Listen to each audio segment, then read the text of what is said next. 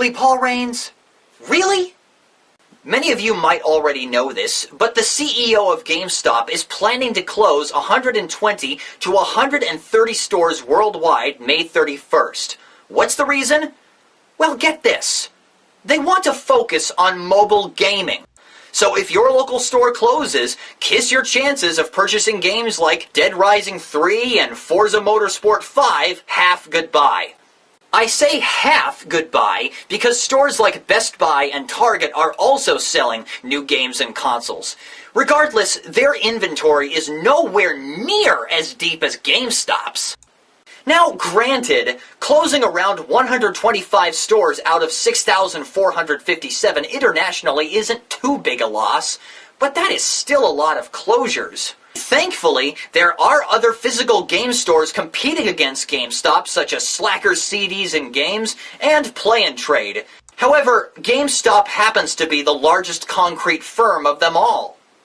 The fact that 120 to 130 stores are to be closed in favor of selling mobile devices and Apple products just sucks all the variety out of the gaming industry and could likely mean that major and independent developers for console and computer games will end up losing money while the rest of the cash ends up in the hands of corporations like Apple and Samsung.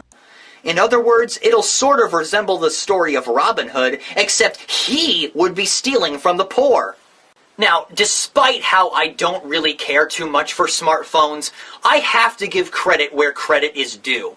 First of all, having internet with you on the go can be convenient. Let's say you were living in Washington, D.C., and you were walking to your job, and you passed the Lincoln Memorial.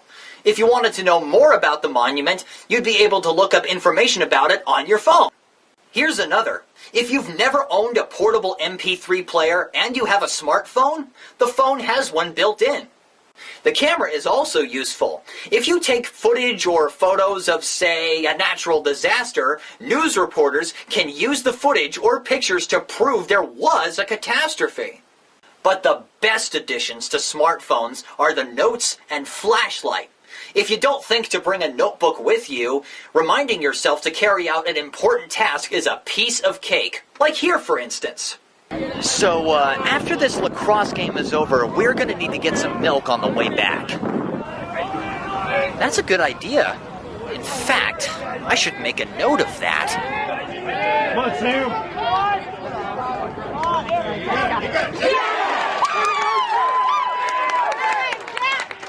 As for the flashlights, well, it's self-explanatory. Perfect for when there's a power outage. Now, the biggest dilemma in today's world is that around 1 billion people have become so attached to modern mobile devices that they can't go for more than 10 minutes without checking it. Worse, they've become oblivious to their surroundings and even major events. Even when there are folks gathered to watch a sports game, there's always someone away from the action, absorbed by some other form of entertainment. That's a drag. But now it's time to return to the meat and potatoes of this presentation, the closing of 120 to 130 GameStop stores worldwide. Surprisingly, there is a bright side to this problem. The individual stores that are closing are the ones that are doing badly.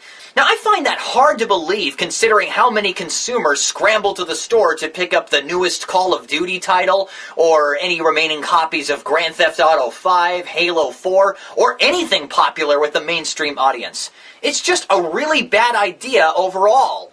Most, if not all, electronics stores sell portable touchscreen devices, and GameStop's slogan is power to the players, not power to the mobile players. And let's face it, the two main games that are still the talk of the town are Candy Crush Saga and Angry Birds. But before they were developed, the talk of the town portable games were Pokemon and Tetris. But let me tell you, those two Game Boy titles are 10 times deeper than a simple Matchup 3 title, and a title where the only action the player executes is slingshotting wingless birds into a structure just to annihilate pigs. Candy Crush and Angry Birds might as well be on the Tiger Gamecom. Another reason I never bother with phone games is because of the touchscreen itself. I mean, you're skimming your fingers over a screen to control the action, and more often than not, a particular action you don't want to carry out gets executed anyway because of how sensitive the touch mechanics are. I noticed this when I was scrolling down my Facebook wall. It almost makes me want to return to my computer. Can you imagine how ludicrous it would be to play a racing game with a touchscreen as your only means of control? This is why the DS and 3DS have buttons. Now, if you enjoy Candy Crush, Angry Birds, or some other phone game, more power to you. Nevertheless, there is a fine line between playing a game and being addicted to it. And the latter is becoming the winner for too many cell phone users. You keep ignoring that small voice in your head telling you, isn't there something productive you could be doing with your time? Finally, I'm quite aware that this is the 4th time I've ranted against certain technology, but this is really a constant issue that is sickening human civilization. Even though I told cell phone users it's fine if you enjoy phone games, they mostly shouldn't exist in the long run. I mean, these are games that are being played inside of a device that's main purpose is to communicate with people from anywhere. And since I mentioned the Tiger Gamecom earlier, I might even consider smartphones an advanced Gamecom because the Gamecom also had very basic games and PDA features as well as a touchscreen. The Nintendo DS and 3DS are the same type of consoles, but their titles are definitely superior to phone games. If you don't believe me, try a Professor Layton title. To sum everything up, touchscreen phone games are entertainment magnets for loads and loads of people. Has everyone forgotten about comic book stores, libraries, and most importantly, enjoying nature? Judging from the behavior, I'd be 60 to 70% right. Ceasing the production of a large inventory of console and handheld games published by major organizations in favor of opening businesses that sell mobile devices is a pea-brained commitment because, again, it kills variety. Paul Raines, the universe of video games does not revolve around this. Variety is the spice of life. It keeps it from being dull. Again, I know the estimated 125 stores are doing badly in business, yet the decision for their closure spells doom for customers who can easily locate a game they want to purchase.